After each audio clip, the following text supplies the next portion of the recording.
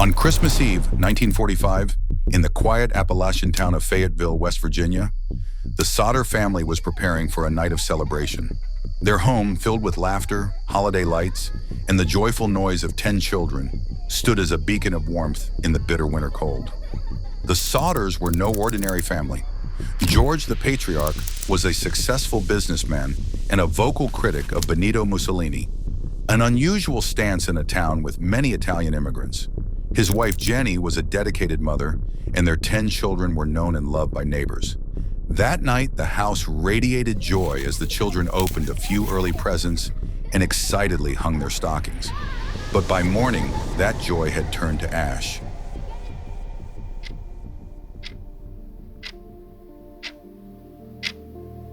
At around 1 a.m., a sudden fire engulfed the Sodder home. George and Jenny escaped with 4 of their children. The other 5, last seen sleeping in their beds upstairs, were never seen again. In the hours and days that followed, questions multiplied. Why were there no remains found in the rubble? Why had the ladder that always rested by the house vanished? Why wouldn't the family's truck start when George tried to use them to reach his children? Was this a tragic accident or something far more chilling? What began as a house fire became one of America's most enduring mysteries. For decades, the Sodders searched for answers, digging through reports, chasing leads, and clinging to the hope that their children were still alive. Their journey would span generations, haunted by strange sightings, cryptic letters, and conspiracy theories that seemed too wild to believe, yet impossible to ignore. Today, we dive into the enigma that is the Sodder children case, a story of loss, obsession, and the lengths a family will go to find the truth. And we ask, what really happened that snowy Christmas Eve?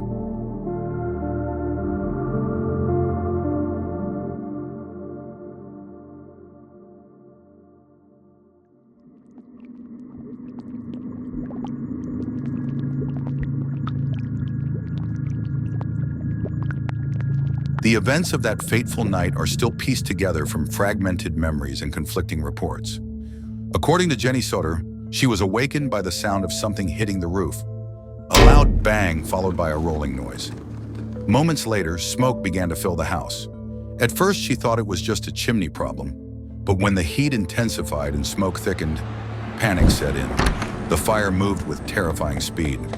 George, Jenny, and 4 of their children, Marion, Sylvia, John, and George Jr., escaped. But Maurice, Martha, Louis, Jenny Jr., and Betty were never seen again. They had been asleep in rooms on the 2nd floor. Amid the chaos, the family tried to account for everyone. But thick smoke, flames, and the pitch-black night made it nearly impossible. George smashed a window to try to re-enter the house and rescue them. He cut his arm badly in the process, leaving a deep gash that would serve as a reminder of his desperation. He tried repeatedly to scale the outside walls of the house. The family's ladder, normally propped up against the side of the house, was missing. No one had moved it, and no one could explain where it had gone. In desperation, George ran to his trucks, intending to drive them close to the building and climb atop. But neither would start, despite being in perfect condition the day before.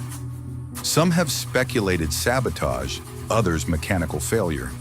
But the timing was more than suspicious. Neighbors began to gather as the flames consumed the house. Some tried to help, others simply watched, powerless. The phone lines were dead, later discovered to have been cut, and the family had no way to contact emergency services. The fire department, operating under a phone tree system and staffed by volunteers, didn't arrive until 8 hours later. By then, the home was a smoldering ruin. Authorities concluded that the missing children had died in the blaze, but no human remains were found in the ashes, not even bones, which should have survived the fire's relatively brief burn time. George and Jenny couldn't accept the official explanation. There were no signs of anyone having slept in the upstairs beds, and the fire had burned hot, but not hot enough to completely incinerate 5 human bodies. Experts later confirmed that even cremation, which uses higher heat for longer durations, still leaves behind bone fragments.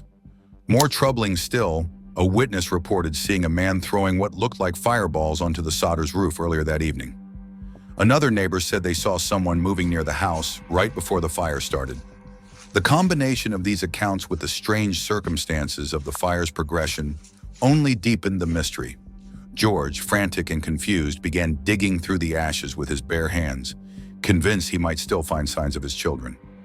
Jenny, heartbroken, began conducting her own research.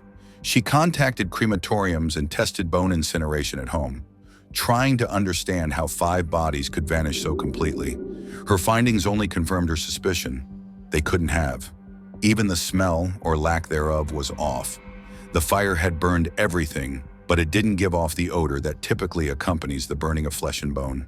Locals noted how quickly the fire consumed the home, unusual for a structure made mostly of timber and expected to burn for hours if fueled naturally.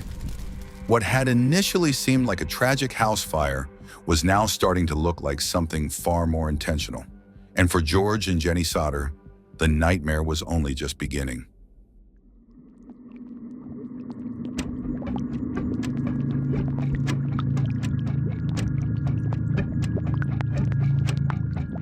In the days and weeks that followed, the Sodders began to suspect foul play. Their questions were ignored or dismissed, but the anomalies kept piling up. The missing ladder was later found at the bottom of an embankment 75 feet from the house. A phone repairman confirmed the phone line had not burned, it had been cut. A man was seen stealing mechanical parts from the property before the fire, and another was spotted watching the Sodder home from a parked car for several days. Then came the sightings. A woman working at a diner said she served breakfast to 5 children, matching the Sodder kids' descriptions. Just hours after the fire, a hotel maid in Charleston, South Carolina, claimed to see the children with 2 Italian-looking men and women who refused to let her speak to them. Perhaps most unsettling of all was Jenny's own experiment. Troubled by the absence of bones in the ashes, she burned animal bones in her oven and even consulted a local crematorium. The answer was consistent. Human bones do not burn completely in a house fire. There should have been something. As rumors spread, so did the theories. Some said the children had been kidnapped. Others suggested mafia involvement, pointing to George's vocal criticism of Mussolini and his prominence in the Italian-American community. With each clue, the idea that the fire was an accident became harder to believe.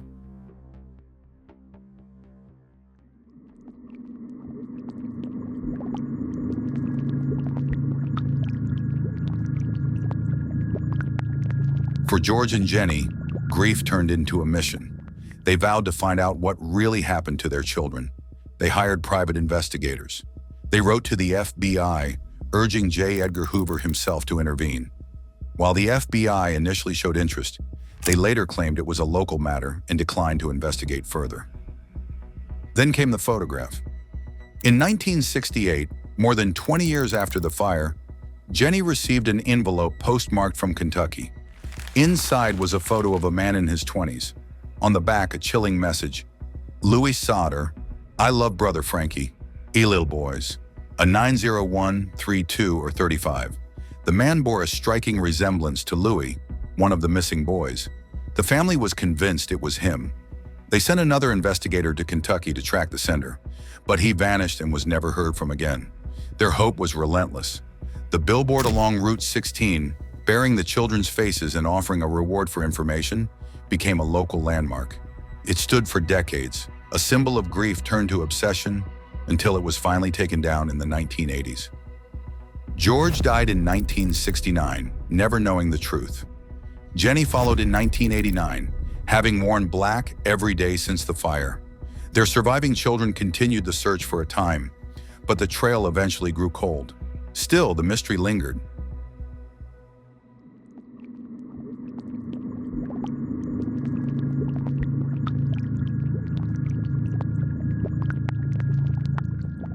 Theories abound, but none offer a complete answer. Some believe the children were kidnapped by someone seeking revenge, possibly for George's political views, or by an underground adoption ring. Others point to a botched kidnapping that turned deadly, with the fire used to cover it up. The mafia theory, too, persists. Was George targeted for refusing to cooperate? Skeptics maintain that the children did perish in the fire, and that grief drove the Sodders to chase shadows. But if that's true, why was there no trace of remains? Why did so many people report sightings? Why the mysterious photo, the cryptic note, the investigator who vanished? The Sodder case remains one of the most baffling unsolved mysteries in American history. It's a story with too many questions, too few answers, and a grief that echoes through time. And so, every Christmas Eve, as lights twinkle and families gather, some remember the fire that changed everything, and the 5 children who vanished into smoke. Let us know your thoughts in the comments, and if you love exploring the darkest, most unsolved stories in history, be sure to subscribe and hit the notification bell, because the truth is out there, still waiting to be found.